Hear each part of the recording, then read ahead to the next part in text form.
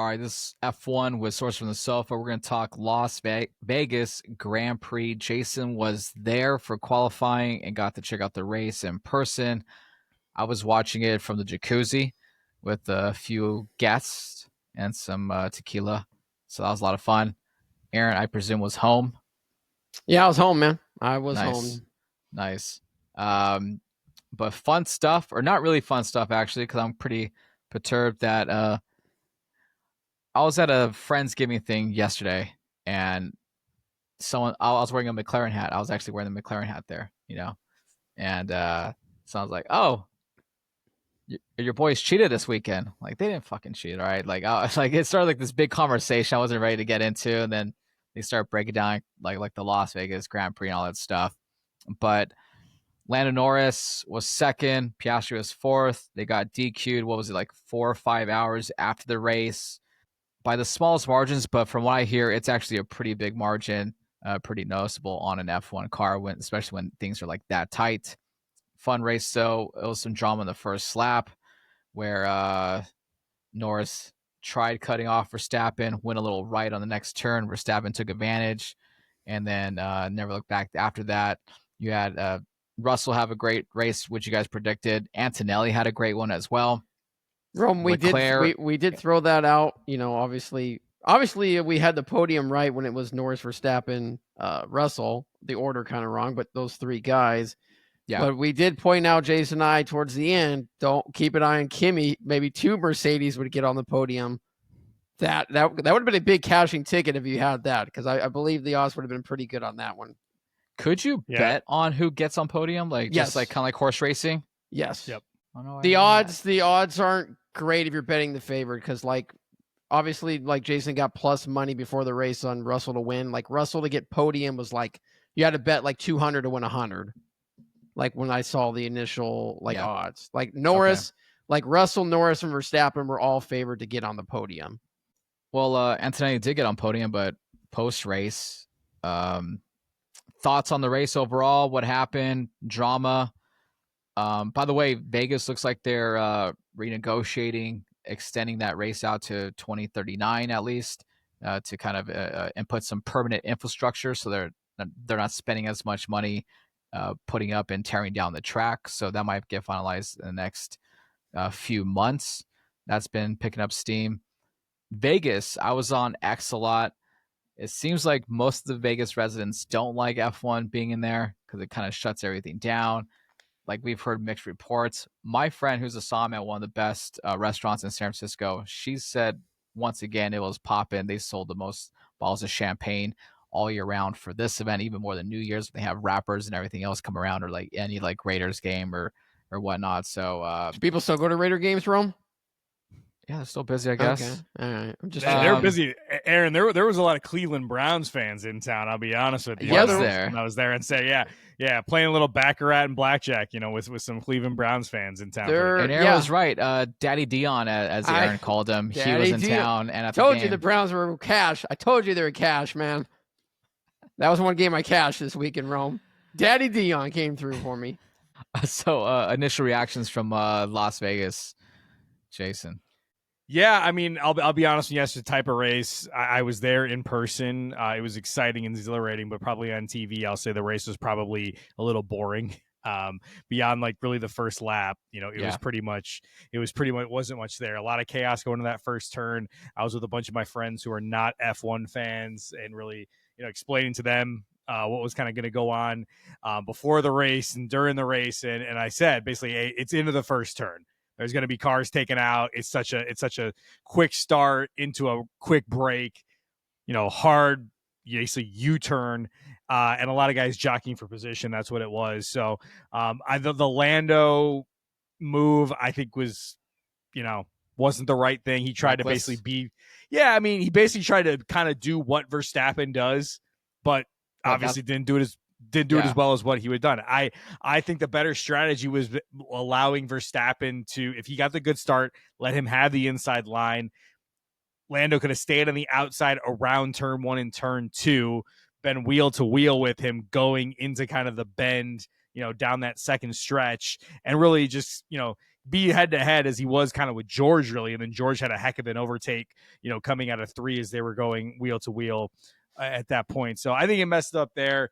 Would it have mattered? I don't know, because how Jack was the car when you're talking about the planks in the bottom of the car is the reason that Norris and Piastri get disqualified, where they already screwed from the beginning.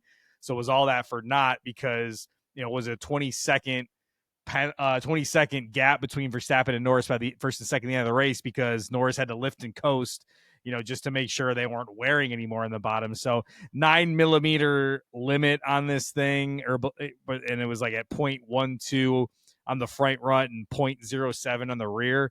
And so, it happens. And I know they're trying to put up a bunch of stuff because of the rain and qualifying and sessions cut short and all sorts of things. But this is another thing with McLaren. I'll say, this championship should have been sewed up, and they've allowed Verstappen to even be this close with 2 races to go. And Verstappen was the biggest heel in Formula One. When you're talking bad guys, this is the Grim Reaper coming for you. The biggest bad guy, doesn't have the personality, just was front running with a great Red Bull car, super aggressive when he didn't have the car and just pissing people off, and showed no remorse, just total, Iceman where it was. But the way McLaren's handled this thing this year between Lando and Oscar, you've made Verstappen almost a sympathetic figure to a degree. And now people are rooting for the guy to win his 5th straight championship, because it's made McLaren, not as likable, either of the drivers. We talked about it in Brazil where Lando wins and got booed. So, there's a lot to this. Got booed in Mexico City too, a little bit, right? Or I think got booed in Mexico City, yeah. Yeah, I think there. So, Lando should be the biggest baby face on the grid. This guy was in Formula One, didn't have the wins, finally got that win last year in Miami, and now he's had a slew of them since. And he should win the championship. That was the whole year where I said this has got to be his year to win. This is his year to break out. It could be his only shot. You never know what this McLaren car is going to be in 2026. If they're not going to be as dominant, you got to win now. And you're coming down to it with 2 to go, and he should have this thing sealed up, and we're not. And this is a little bit on McLaren, because they have so focused on the constructors. They win the constructors months ago, and just not having any sort of strategy between these 2 guys, letting them duke it out. And it's almost like they're comfortable saying like, hey, we're not going to choose between you 2, figure it out on the track, which is fine. But now you've let Max into the conversation. I don't know why they were taking so much, obviously us, you're not going to get super technical what's going to go on in a Formula One car, but why are you even trying to be this close to the edge where you don't even need to win? Like they didn't need to win in Las Vegas. If they both would have finished in like the top 6, like things would have been fine. So if they would have done something different with the, the downforce of the car, so the plank where it didn't happen, and they finished 5th or 6th, who cares? Because you need basically 0 points in Verstappen to win, like the DQ, for this to matter. And now it matters because you're putting it too much on the edge when you just need to score some points. Yeah, a few comments on that, because the gentleman I was talking to yesterday, he's a big F1 guy. He was talking about how they can actually make adjustments on that plank even in the middle of the race in the pit stop. It does add like an extra couple of seconds or stop, but that's something they could have done. But they've already known that they were kind of going a little too close to that. So I'm really curious, like, did they know that in the practice rounds? Because they said, because there wasn't as many practice rounds, because like one night was wet. The other time they didn't have as much time, so they didn't make adjustments. So FIA said, they didn't think it was malicious. But then again, they're on the radio giving hints, like they already knew what the problem was, right? Like early part of the race, and that's on the radio and stuff like that. There was a lot on X saying like this is, alerting FIA as well. And then for them to be off that much, like it's not a lot, it's like a hair follicle, right? But they said with the velocity and the advantage, it kind of gives you almost like a less than like a 2-second advantage, like every few laps, when you're racing. So like when you count that for like 50 laps, like it's a pretty big deal, even if it's like so small of a microfracture. But since they knew all that, how come they couldn't make adjustments? Or you really can't make adjustments like that on the plank that's already kind of like preset when they're refabricating the final setup for the car for the final race? Yeah, I know it's a loaded question. It is. I just think you should be more conservative with it, regardless. They could have, right? you're taking things to the limit, and maybe it's not as simple because they didn't get that practice time, and that could be a legit excuse of where it's at. But them gunning for the win on this versus being more conservative is the biggest question. Like, how much do you want to take this to the line? I mean, Ferrari's played that game since they got disqualified in China. Like, that was a competitive. Talk about Ferrari. Ferrari is known for cheating like this. Well, yeah, because like we're a year removed from Red Bull, Ferrari, and McLaren being locked in the constructors. Like, there was no clear dominant like overall team because it was Red Bull early on in the year and they fell off, and then McLaren and Ferrari came through. So when you went into 2025, you're thinking when Lewis is there and Charles is there, like, this is a car that nearly won the constructors, and it was fine in Australia, and then goes to China. Lewis wins the sprint, and then they get disqualified in the race, and that car's never been the same because whatever wear on the floor for them is in violation. Like, they've been constantly worried about that. I don't know how many races they've talked about lifting and coasting for Charles and Lewis. So you get into the same thing with McLaren right now that unfortunately comes off here. It's not the first disqualification that you've had. Lewis and Charles were one. You think a year ago for Mercedes, George Russell vacated a win as well, and Lewis was the beneficiary of that. I think it was at Spa. And so it happens. But when you're down to this title fight and you got the best driver in the world sitting right behind you at number 3, it was funny in Vegas because I was with a bunch of buddies, again, not F1 guys, but big gamblers. And so, they're there. This is for my birthday, kind of, they're doing this big birthday event for me. And so they're there for me, and they're asking me all these questions. They want to play some bets. So I'm giving them all this stuff. I'm giving Aaron, I'm giving my Mercedes take to them. They're asking me if it's biased because I'm decked out in the Merc gear, but I'm like, no, like, Mercedes has a crap car, but when it's cold, it's going to be good. So I'm betting George Russell. Listen to the pod, man. We do a weekly show on F1, man. Great wherever you subscribe to your podcast, it's right there. But yeah, told them that, but then said likely, hey, McLaren is going to be solid. Lando's really on a run right now. I like Lando as well, and and so every bet I'm telling them, I'm dismissing Verstappen. And one of my friends to me, it's like, yeah, really, Jay, you're telling me to bet everyone except the best driver in the world. And I kind of sit there and thought, I'm like, yeah, you're really right on that. He hasn't watched a Formula One race ever, and he's really nailed on the head. And so exactly came true. Is like, you give Max an inch and he's going to take it. And once he gets out front, there's really no stopping him. And that's what it was in Vegas tonight. And this probably was, I don't want to say it's the last track because he's competitive in Qatar and Abu Dhabi, but in the previews, we'll talk more about those being like high speed turn tracks that McLaren's a little bit better at. That this track in Vegas would have been one of a good one for Verstappen, which it was. So, but it's questionable for McLaren where they're at, because if they lose this drivers' championship, man, I don't. Oh, dude, I'm gonna be so fucking pissed. Well, it's bad for Lando. I mean, obviously Verstappen was a big one, but it's also a big one for Piastri. Because now he doesn't lose any more points. He was going to lose, 8 or 10, 12 points to Lando. So this is actually good for him. It would have been a 30-point lead, Lando over Piastri, and then a 42-point lead or 46-point lead over Verstappen or some shit. So, I mean, it's actually good for Piastri. There were conspiracy theories out there that it was Piastri that reported it to the FIA. Oh, dude, there's like an X saying like, oh, I could have sworn I seen Red Bull shaving off the underneath the car. Hey, speaking of Ferrari, I know you were talking about they've been having these problems. I mean, what was up with Hamilton during, was it practice or qualifying, running over that cone? No wonder they got problems, dude. They're riding with cones under their damn vehicles. It was crazy because I was at qualifying live, and I'm on the front stretch, and I'm just like, and for me, like, that's the bias for me, is I'm a big fan of Lewis, man. So I'm like, okay, cool. Like, is he gonna get this podium? It's the only year of his career this year. He hasn't got a podium, and I'm like, could he do something likely? It's gonna rain.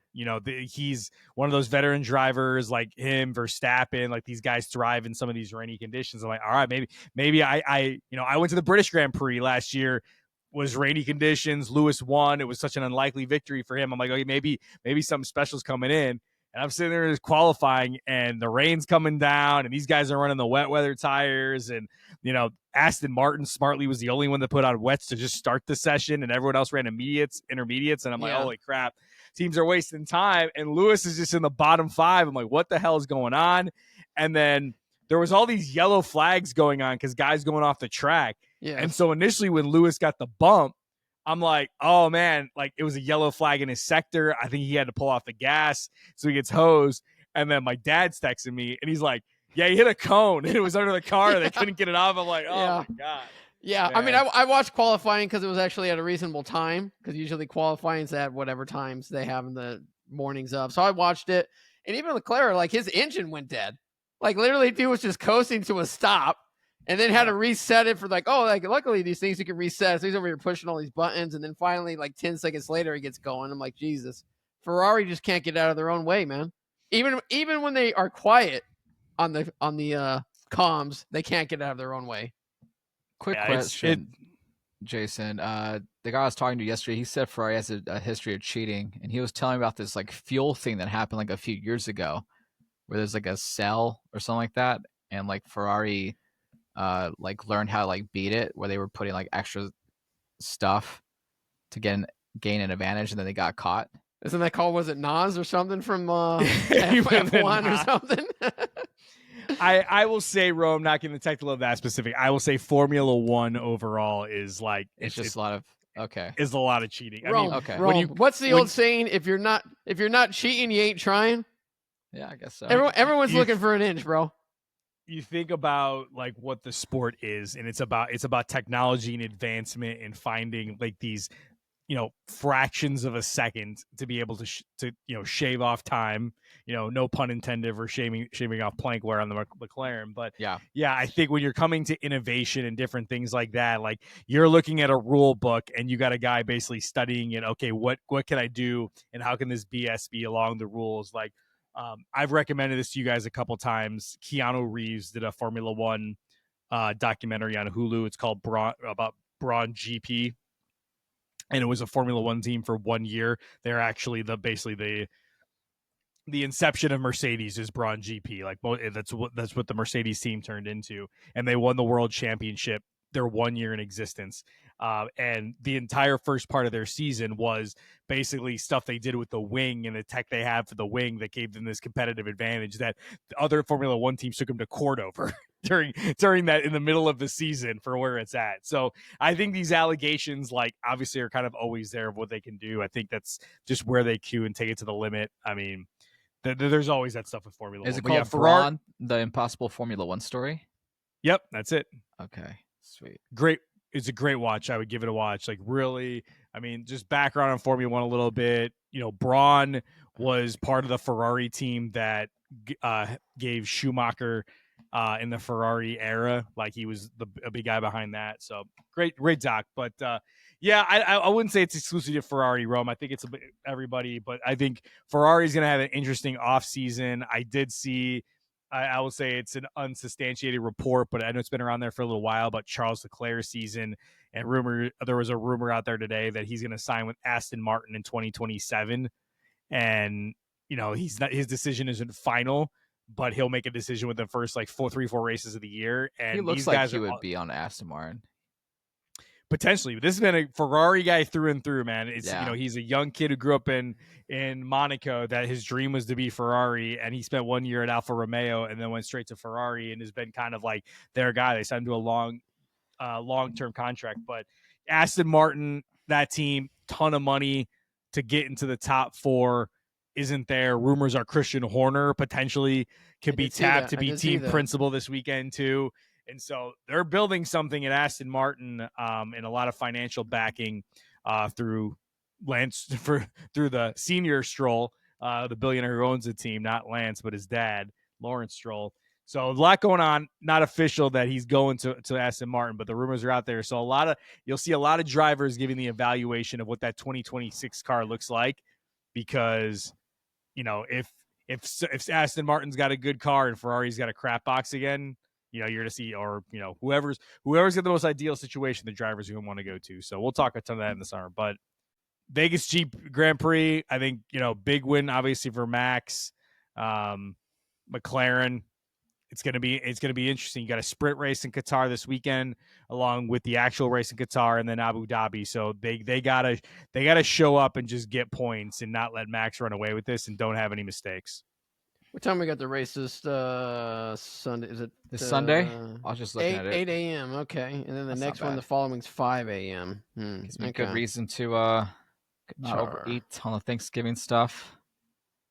Yeah, we got that. So I mean, it's been just a rough year for Ferrari, man. Ferrari's just had a terrible year. I mean, Hamilton's.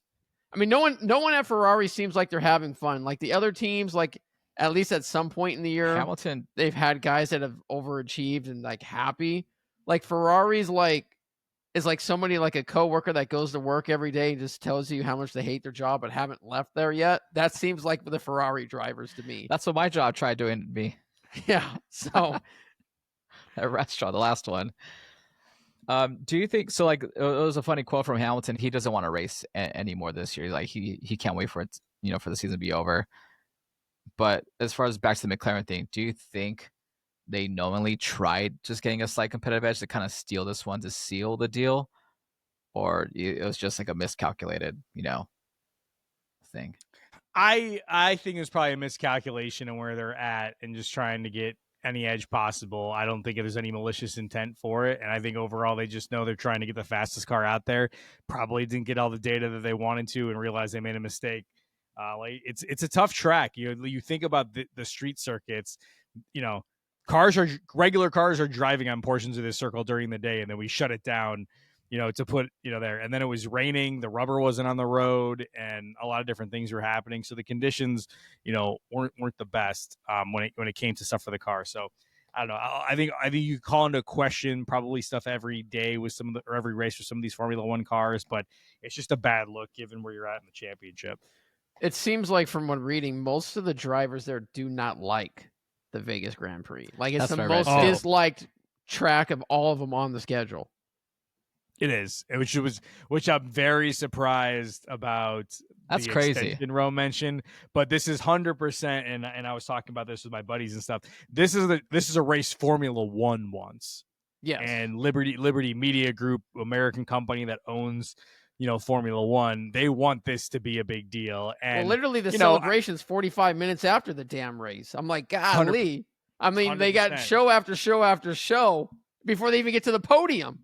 The thing about Formula One, and you guys know this, and I was talking to some people, today that asked about the weekend as well too, and like, it's Formula One it's an elitist sport. It's sponsored by prestige brands that we're not, I know a lot of people that don't like that. We can't even pronounce 90% of the brands. 100%. Like they're not not billionaire race. You're gonna support billionaires now? Like, forget it, dude. Especially in San Francisco. God forbid I mention like one thing that has money. Yeah, so it's an elitist sport, it 100% is. So you're bringing this to Vegas to attract the biggest names and sponsors, and you think of the Monaco race. Like the Monaco race sucks. Like nobody likes that race. It's not even a race. It's a qualifying session, and then these guys drive around for 50 laps through the streets of Monaco. Yeah. But that one's like, hey, it's yacht week, and you got billionaires with yachts and all this stuff. It looks beautiful from the drone views. Yeah, I'm not gonna lie. And so, like, there's no reason that race should be on the calendar at all because it's a terrible actual race. But, it's about the prestige of the event. And, you think of Las Vegas, it's the Strip. It's the lights and everything like that. Like, on TV, it looks amazing, when you're looking at it. Apparently nobody likes it. The Las Vegas residents don't like it. The drivers don't like it. No, but the people like me who are descending in as tourists, which is what Las Vegas is about, is tourism. Yes. And, when you come to Las Vegas, like the three of us, we live in California. Vegas is an easy place to go to. November in Vegas is not a hot time in Vegas. Like the pool parties aren't open. The clubs are not popping. Like this is the perfect time. This is the perfect time to bring a race to Vegas because, hey, I'm going to bring in, hundreds of thousands of people and sponsors and all these, like you mentioned, your friend, that's saw him on this thing. Like, there's a high-end clientele and, F1 fans like me, which can get there's reasonable deals to be had to go watch this race. Like there was somebody put that out there. Like it's like $60 to stay at the Flamingo, and then a couple $100 to get a seat somewhere in like in the Heineken Pavilion or something like that. Like you can make this like an affordable event if you want to, or you get $1,000 seats here and there. There, so I think there are some different ways to kind of negotiate where things are at. Now, I'll be honest, it's a pain in the ass to get around the place because 100%. Yeah, day one I walked to and from my seats, and that was just that was a nightmare with the strip being closed. So I had a friend who doesn't watch F1, but she's in Vegas. She's a surgeon there, and got a picture with Carlos Sainz. Nice. Fucking jealous. What kind of work did he get done after? Well, he's the smooth operator, so I don't know. Smooth operator. She's a cute doctor. She's no, like, yeah, really cool stuff. Yeah, I think it was like a Arash Markazi or like other reporters were saying you can stay at the Flamingo. I think it was $8 after fees ended up being like 56, and then you can go stay like a lounge and get like a decent view of the track as well if you didn't want to, go closer for like the qualifying. The cheapest tickets I could find for the Saturday night race was $350 though, but that was like weeks ago, a month ago. Yeah, there was still some reasonable stuff. Like I got tickets for the qualifying. It was like $300, right on the stretch by the start finish line. So I mean, it's not the cheapest of cheap, but it's an event type race where you go to, and it's still there. So I get why Vegas or why F1 wants it, and I think if they make some permanent structure stuff where this is going to be a big thing for a decade plus and get into it, and there isn't as much setup needed to make this I think it looks like a really cool track. At least it has a potential. Yeah, I don't know how you make it better to make the drivers like it. I mean, I think some drivers really like street circuits, some they don't. But I mean, street circuits are generally a lot harder. Like there isn't a ton of runoff areas. It's a lot of walls and things like that. You couldn't be doing turn one in the Mexico circuit where everyone's driving off roading and everything in this Vegas one because there's so cool. There's walls everywhere in this one. So. Yeah, back in the calendar, but hopefully for a while. But we still got 2 more races left of this season, and the championship's still kind of wide open. Any predictions for Qatar? I think McLaren's going to bounce back. I think Lando particularly. Again, these last 2 tracks are favorable for McLaren in the high-speed corners. So I think Max is going to be up there, though. I think Lando and Max are going to be about it, and then you'll have, Piastri kind of right around there. I have zero clue what the Ferraris are going to do. I have no feeling on that, as well as the Mercedes and kind of where that's at. But I think you see a Lando Max kind of showdown with Oscar just kind of peeking around. I don't know where he's going to be sitting at a certain point. I'd love to see Lewis in one of these races get the podium so we can see him on the podium one time in his Ferrari right in this year. I don't know if it's in the cards. I don't know what's going on with the team, but that's the hot money bet. Can you bet Hamilton to finish podium one of the 2 final races? You're going to get great odds. We'll see when they come out, but I'll be rooting for risky. it. I want to talk about it more probably in a future pod, but I'll say like Aaron talked about Kimi Antonelli. I don't think he's got enough respect this year for what he's done in that car. I think he's been great. He's been great these last half dozen races. I mean, he's been good. Yeah, a lot of people gave him crap. Did he deserve to be in this seat because you gave an 18-year-old, one of the premier top 4 team seats, which generally is going to go to, a established driver. But this kid was supposed to be the prodigy, next man up. Didn't have like the overwhelming dominant success in F Formula 2 or 3, whatever he was in last year, but. Everyone was, we've talked about Hajar. We've talked about Gabriel Bortoleto. We talked about, who else? Ali Behrman. Like this, I put some stuff, and all those guys have been great for some of these secondary teams. So they're really good rookie class. I mean, I'm not trying to discount them at all, but Kimi had a lot of pressure going into a top tier team, and Mercedes right now in the driver's seat to finish 2 in the constructors. And so you talk about him being a liability of Mercedes not taking this year seriously, like them finishing second in the constructors when, they were 4th in constructors last year. They weren't in contention. They were out. They were the bottom of the top 4 teams. And you had a loaded Ferrari team with the 7-time world champion in Charles Leclerc. And then Red Bull, you had Max basically clawing up there. But Mercedes, Kimi hasn't been the liability. He's been really good this last half of the season after a really rough tour through Europe. And so, I mean, I think the future is really bright there for what that team's trying to do. I'd agree. I think Mercedes, if you look at Kimi and Russell, I think going into next season, you feel good that that's the best tandem team going into next year behind probably Norris and Piastri. And given the drama you have between those 2 and maybe the sabotaging of someone's championship, it's interesting. But I think Mercedes is a team to look forward to. Watch out for them. Nice. Can't wait for the next race, though. Should be pretty fun. It's on Sunday morning. Not too bad. We got Sunday back-to-back weeks. We're finishing up. Wait, is it back-to-back weeks? Yeah. Yep. Triple header.